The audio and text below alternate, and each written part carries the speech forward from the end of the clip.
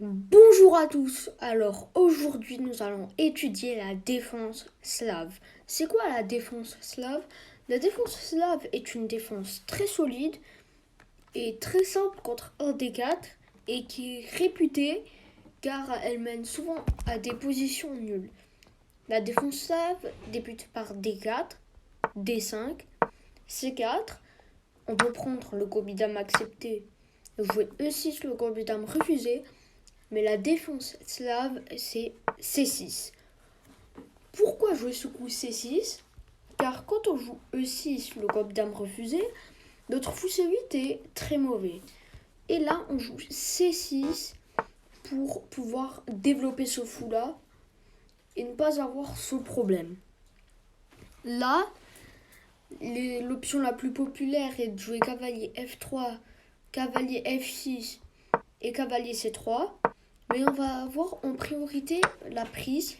Et lorsqu'on reprend, on voit une position symétrique. Généralement, dans la slave d'échange, c'est joué que pour espérer faire une partie nulle. Par exemple, les grands maîtres, quand ils échangent, ils vont développer leur pièce, une position de 4 cavaliers. Ensuite, ils vont développer les fous. Une position qui est tout à fait nulle. Ensuite, ils vont échanger quelques pièces. Et ensuite, ils vont serrer la main, match nul. Et dans la slave d'échange, on essaiera aussi de jouer sur la colonne C qui est maintenant ouverte. Mais maintenant, on va voir les lignes principales, les lignes modernes.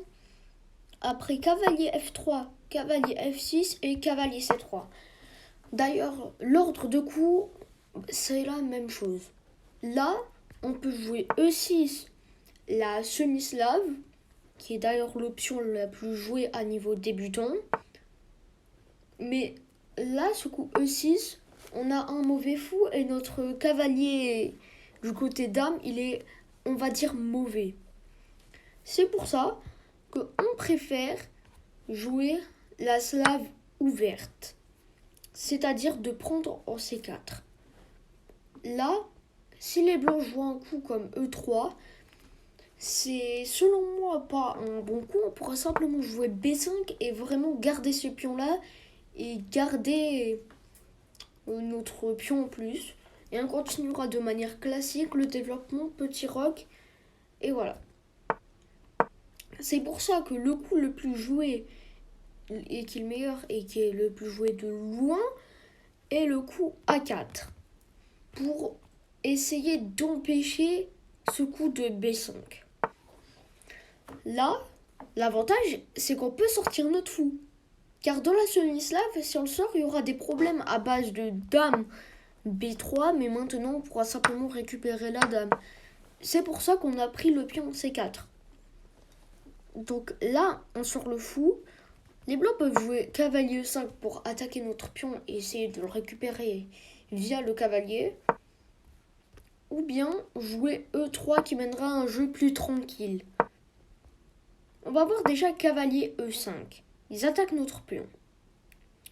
Là, d'ailleurs, on remarque que les blancs pourront jouer F3, E4 pour prendre le centre. Donc là, maintenant, on va jouer E6. On peut laisser notre pion, mais généralement, c'est pas un coup qui est très joué. Je vous laisse faire des recherches pour ça. C'est très complexe, mais on pourra juste jouer B5. Et voilà, c'est une position qui est tout à fait jouable. C'est pour ça que généralement les blancs jouent F3, E4. Là, on va jouer fou B4. On va clouer ce cavalier. Déjà, on voit que les noirs ont comme une avance de développement. On a développé 3 pièces contre 2 pour les blancs. Et en plus de ça, il y a quelques faiblesses sur le roi, car le pion F est avancé et on pourra même roquer au prochain coup si on le souhaite. Comme je vous ai dit, le coup E4. Et d'ailleurs, là, on peut s'attendre à un coup plus tranquille comme fou G6. Mais je vous propose ce qui est selon moi le meilleur coup de prendre. on sacrifie notre fou et on récupère du cavalier. Pourquoi on sacrifie une pièce contre des pions? Déjà, on a échangé 3 pions contre une pièce, qui est un bon échange.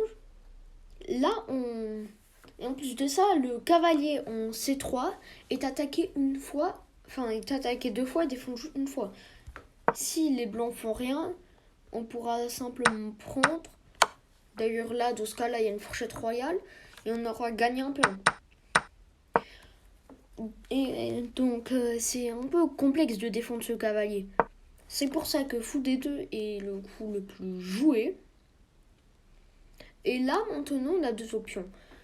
Jouer avec dame H4, car il y a des faiblesses sur le roi, ça peut se jouer, mais je ne conseille pas. Car après G3, prendre du cavalier prise, on gagne la tour, certes, mais après il y aura du dame G4 et on aura des faiblesses. Le pion C4 est attaqué comme le pion G7.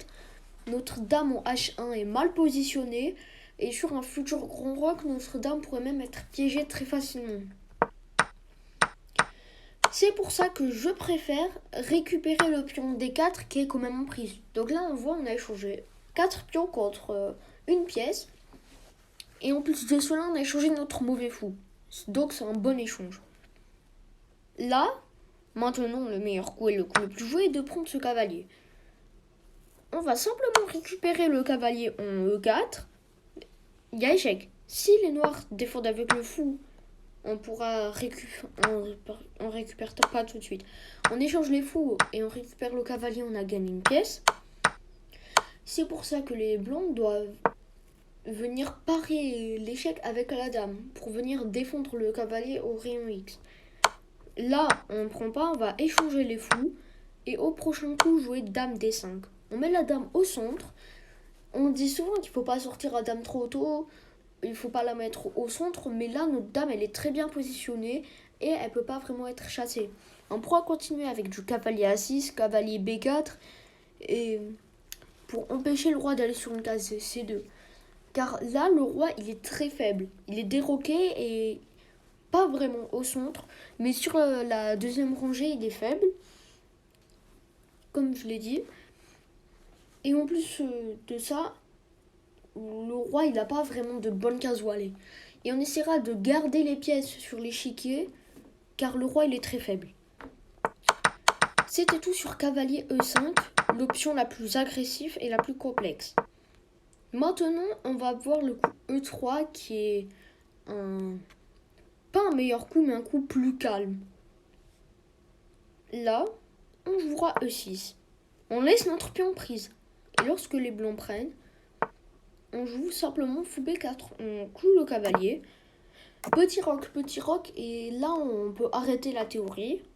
On pourra jouer avec des cavaliers E4 pour venir mettre une pression sur ce cavalier.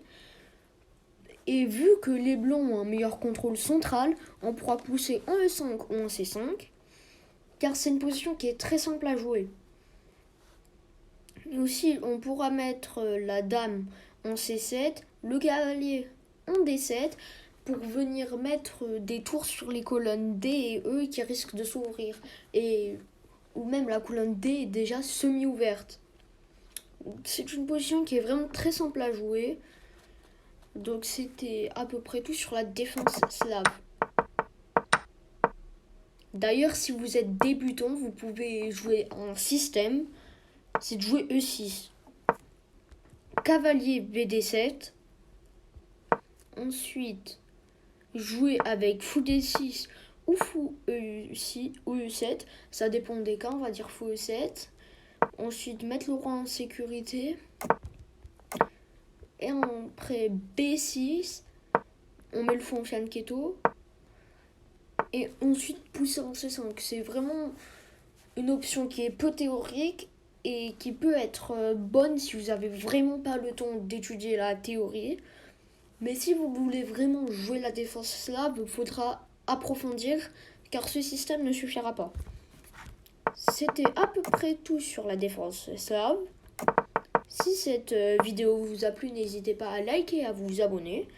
N'hésitez pas à écrire en commentaire quelles ouvertures voulez-vous qu'on étudie ensemble. Merci d'avoir visionné la vidéo jusqu'au bout et à la